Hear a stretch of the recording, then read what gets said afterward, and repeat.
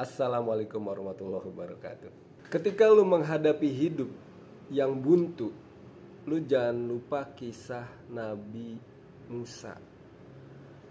Nabi Musa itu banyak kisah di mana dia buntu.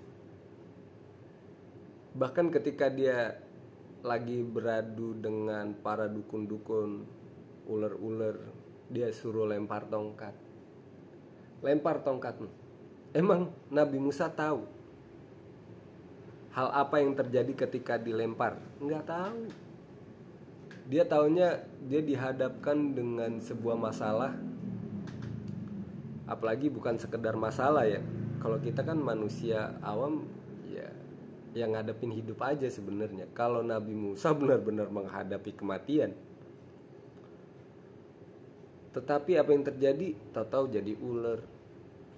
Belum lagi dia dikejar-kejar sampai buntu tuh, ternyata depannya laut. Dia bingung mau ngapain kan.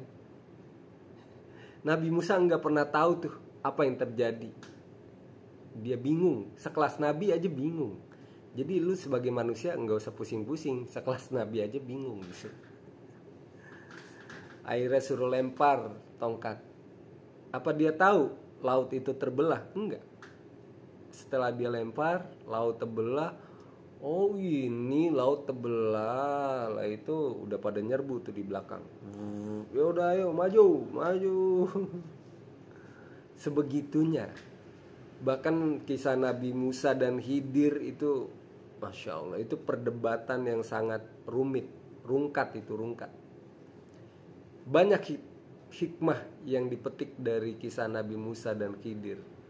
Jadi kalau yang belum tahu cari aja kisah Nabi Musa dan Khidir. Masya Allah, itu kisah-kisah yang sangat inspirasi. Jadi sekelas Nabi aja berdebat. Debat loh. Jadi ketika kita melihat suatu hal yang begitu banget ya, kok bisa gitu ya, kok bisa bunuh orang, kok bisa perahu dibocorin, kok bisa, apalagi lupa saya kisahnya ya. Kok saya yang lupa ya. Anak kecil dibunuh, perahu dibocorin, rumah yang udah reot dibenerin. Lah lagi naik perahu, udah mau nyampe tempat, udah nyampe tempat bahkan. Tiba-tiba mana belum bayar, kali nggak tahu udah bayar apa belum itu ya. Perahunya dibocorin, kan kesian ya nelayan ya. Nabi Musa komplain, lu ya Allah, udah dah lu nggak kuat sama hidup sama gue, udah kan gue bilang lu nggak akan mampu gitu. Nabi Musa sewot.